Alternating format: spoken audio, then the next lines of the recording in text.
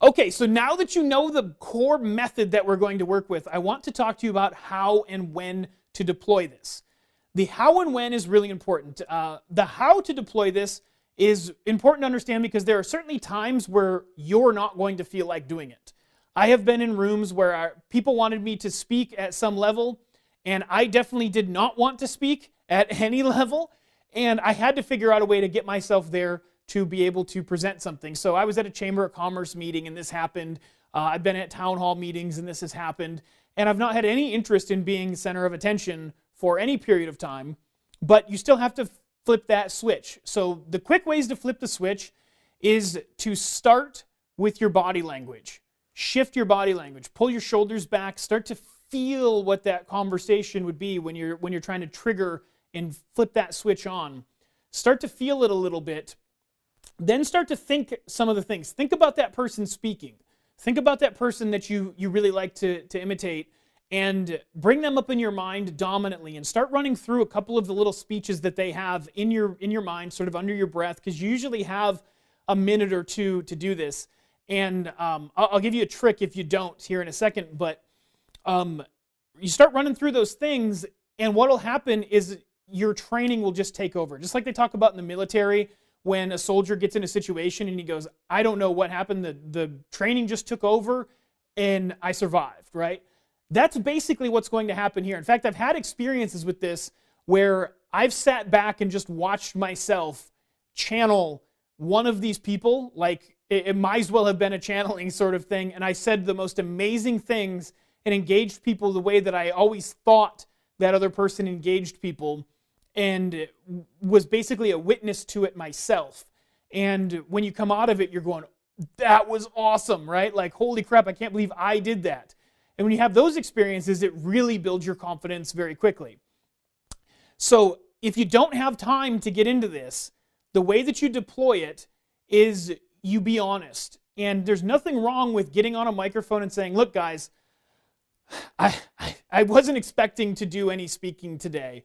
And as you start to explain this, you start to bring that character up in your mind, okay? You start to bring that thing.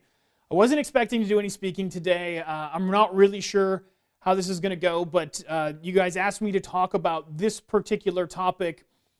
And at this point, as you're going through those motions, when you do that little introduction and sort of just restating the obvious, if you will, you start to engage.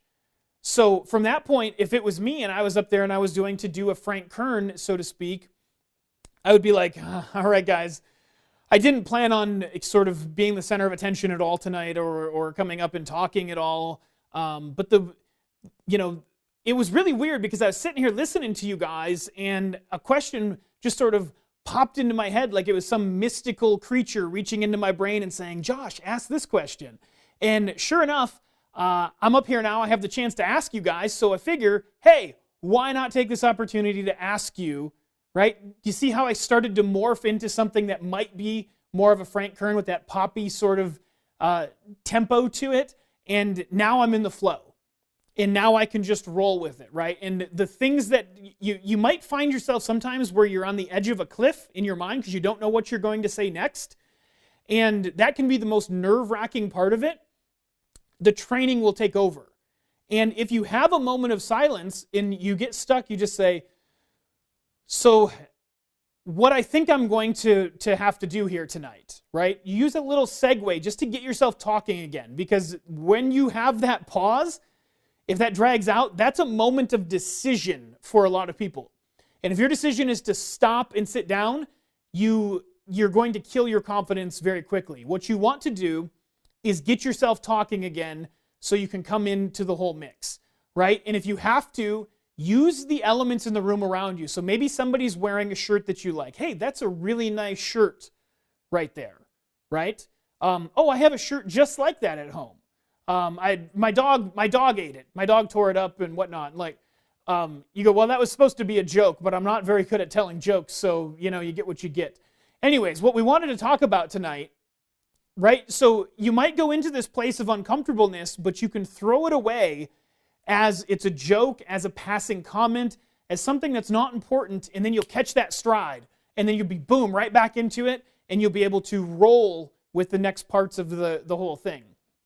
Now, if you're prepared, that's a whole different story, right? Because you're going to have this thing mapped out. You will have already worked it all out in your mind. Your speech is going to get delivered. Video camera turns on. You're on stage. Wherever it is that you're at, you're just going to roll with what's already natural to you, and that's going to kick in and take over.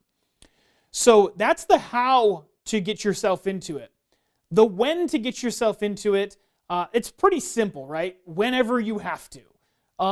But there are times that you don't want to get yourself into it, because one of the things you'll find with this, I know for me, I find that this isn't the best for me conversationally, because I'm in presenting mode. When I'm in presenting mode, it's all me the whole time. And if I lose that attention, I feel like I'm not presenting well. Okay? My natural state is to be much more introverted, and the conversation I'm not as interesting to talk to, right? Unless I'm able to hold the floor and talk. So it's not good for me to do that in those conversational situations from the presenter's persona. But you can also use this same method to adapt other people's social personas. So maybe there's somebody that you think is very socially engaged and you wish that you had the ability to be more like them. Study them and do the same exact methodology, and that can now become your social switch instead of your presentational switch, right? So that's where you want to understand the when to deploy it. This isn't an all the time, every time you talk to people thing. This is a when you need to make impact on people thing. That's how I use it anyways. And you might find other various ways to use this exercise that I never thought of, because I just found my narrow path with it and stuck with it and it's worked for me. But you might find some other, sub-niche of that works really well for you differently. But that is the how and why, or how and when rather, to deploy this particular tactic.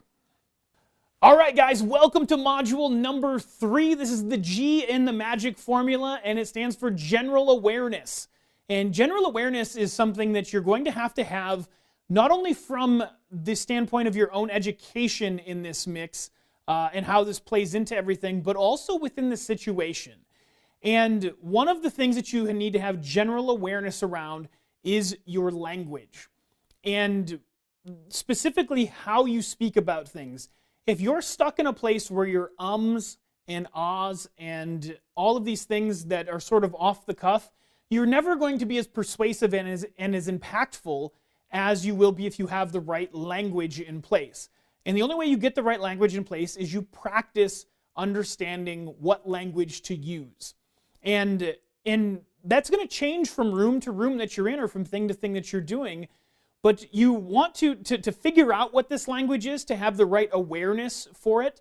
What you ultimately want to look for is the language that's connecting with the people that you're talking to. So for instance, if I'm in the digital marketing space and I start using language that's similar to, say, old school advertising, people are going to look at me like I'm nuts, right? I'm not going to talk about posting flyers when I'm trying to talk about digital marketing, right? Unless I'm drawing a comparison to favor digital marketing as part of my presentational argument, right?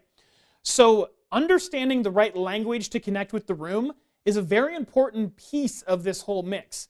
And the best way to determine that is to really look at your market. Look at the people you're going to be presenting to, whether it's on video or on your social media following or some sort of stage presentation, whatever it is. You want to make sure that you're congruent with the language they already understand and speak. So if I was presenting to gardening people, I would have to go learn some gardening terms to make sure that I could connect with them the right way. And then I can fill in the gaps with where I want to go, right? I know that if I know the basics of the basic language of a niche, I can fill in the gaps however I need to become persuasive, as long as I know what it is that they want that I'm being persuasive towards, right? So the language in this particular case, to get into gardening, I might have to understand a little bit more about how fertilizer is applied.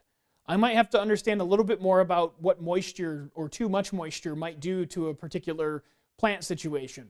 I might have to use a word like horticulture, which I never knew what it was until somebody told me one day, right? And I might have to assimilate some of that into my language patterns as I'm preparing this presentation to make sure I'm connecting with the audience the right way.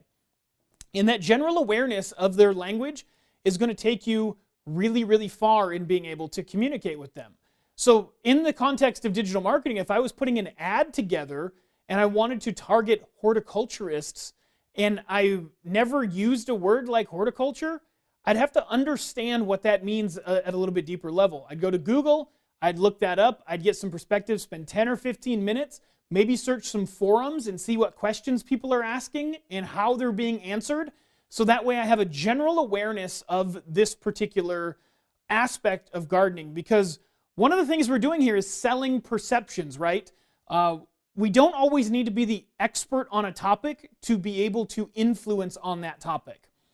And what I mean by that is you don't have to go become a horticulturist to be able to talk about horticulture and influence people who are into it.